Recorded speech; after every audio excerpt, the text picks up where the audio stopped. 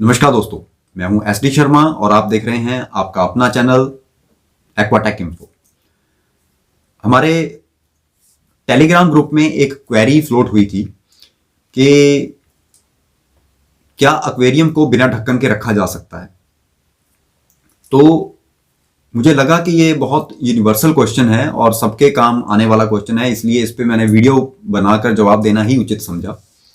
तो आज के वीडियो में हम इसी चीज़ को एक्सप्लोर करेंगे कि ढक्कन रखने के क्या फ़ायदे हैं और क्या नुकसान है। ओके, तो चलिए शुरू करते हैं।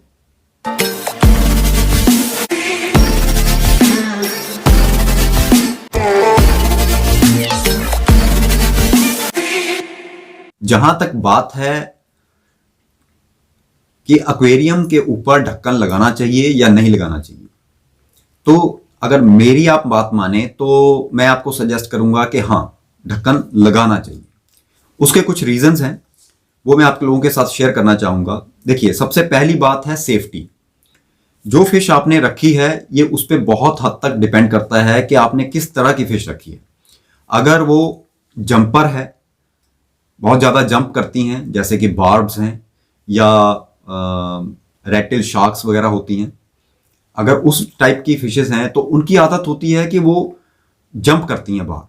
तो अगर उसके ऊपर आपने ढक्कन लगा के रखा है एक्वेरियम के, तो वो फिशेस अगर बाहर उछलती भी हैं तो ढक्कन से टकरा के दोबारा टैंक में ही गिरेंगी। बट अगर आपने ढक्कन नहीं लगाया तो बहुत मुमकिन है कि वो पानी से बाहर गिरे, टैंक से बाहर गिरे और फर्श पे आपको पता भी ना चले, क्योंकि जब वो बाहर गिरेगी तो वहां पर वो तड़पती रहेगी और आपको मालूम है जब वो तड़पेगी तो एक जगह पे स्टिल नहीं रहेगी।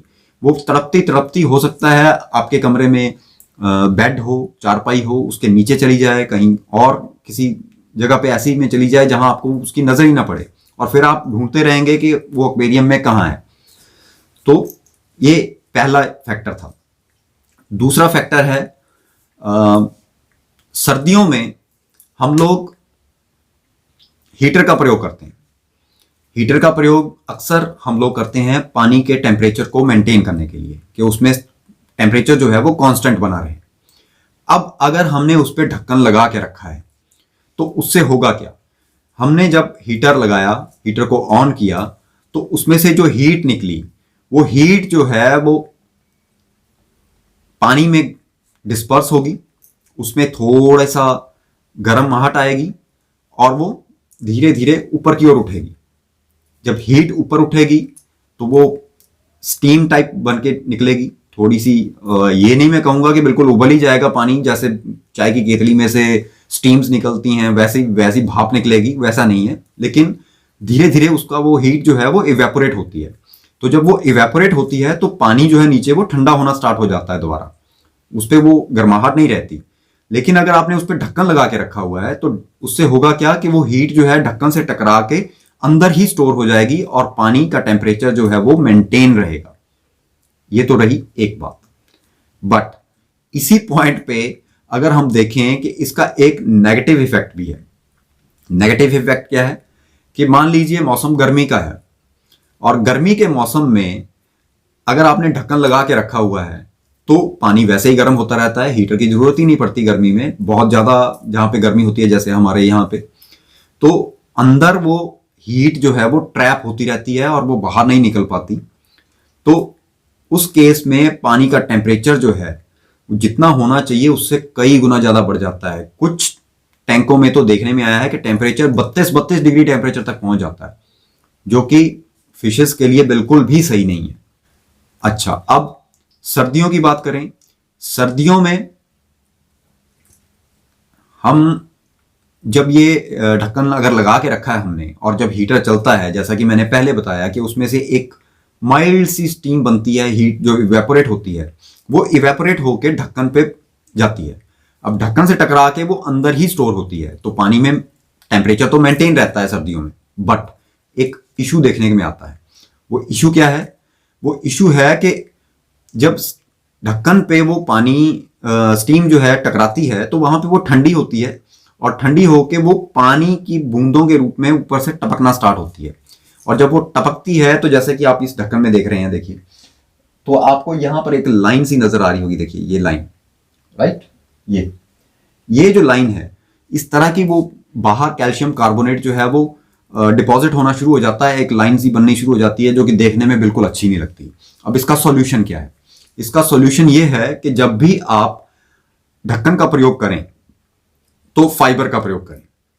पहली मैं सलाह आपको यही दूंगा कि फाइबर से बने हुए ढक्कन प्रयोग करें। उनको चाहे आप सालों साल यूज करते रहिए, कोई इशू नहीं आने वाला उसमें, बड़े आराम से वो काम करेंगे, आपका साथ निभाएंगे।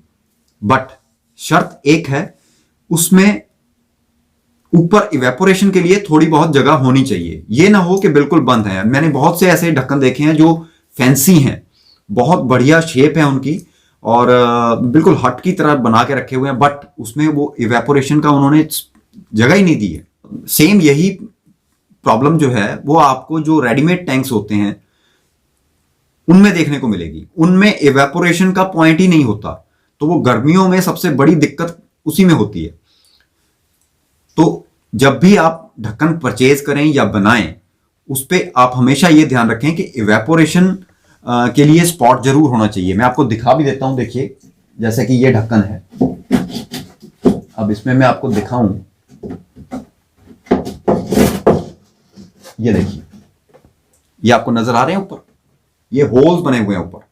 तो ये होल्स जो है ये इनका काम ही यही है कि अंदर जो हीट बन रही है उस हीट को ये डिस्पर्स करने के काम आते हैं। दूसरी चीज, इससे आप फीडिंग का भी काम कर सकते हैं, आपको बार ढक्कन उठाने की जरूरत नहीं पड़ती।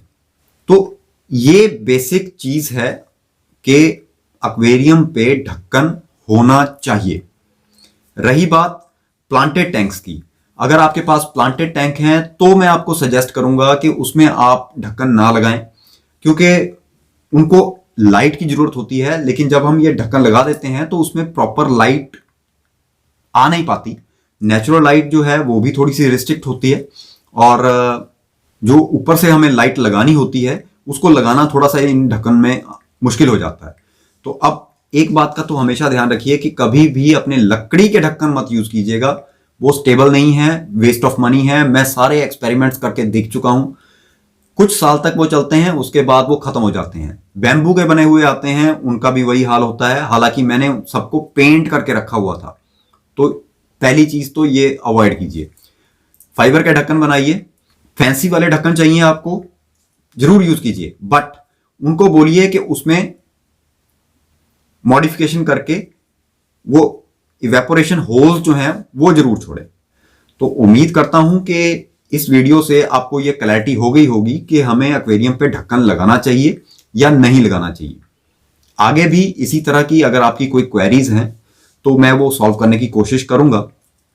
उम्मीद करता हूं आज का वीडियो आपको पसंद आया होगा। अगर आपको वीडियो अच्छा लगा है तो इसको एक लाइक तो जरूर कर देना यार, और एक शेयर जरूर कर देना, किसी भी ग्रुप में कर देना या किसी भी एक पर्सन को कर देना जिसको इसकी जरूरत हो, ताकि इस हॉबी के बारे में जो भी मिथ्स हैं वो हम तोड़ना चाहते हैं। जो भी इस हॉबी के बारे में गलत अफवाहें फैली हुई हैं, हम उनको दूर करके इसको प्रमोट करना चाहते हैं, बट सही ढंग से, तो उसमें हम कामयाब हो सकें। अगर चैनल पर नए आए हैं और इसको आपने सब्सक्राइब नहीं किया है तो प्लीज इसको सब्सक्राइब कर लीजिएगा। साथ में नोटिफिकेशन बेल को ऑन करना मत भूलिएगा, ताकि आपको इसी तरह के इंटरेस्टिंग और यूजफुल वीडियोस जब आगे नेक्स्ट में पोस्ट करूं तो उसका नोटिफिकेशन जो है वो समय पर मिलता रहे। तो अब इजाजत दीजिए, मिलेंगे नेक्स्ट वीडियो में। तब तक के लिए जय हिंद, वंदे मातरम।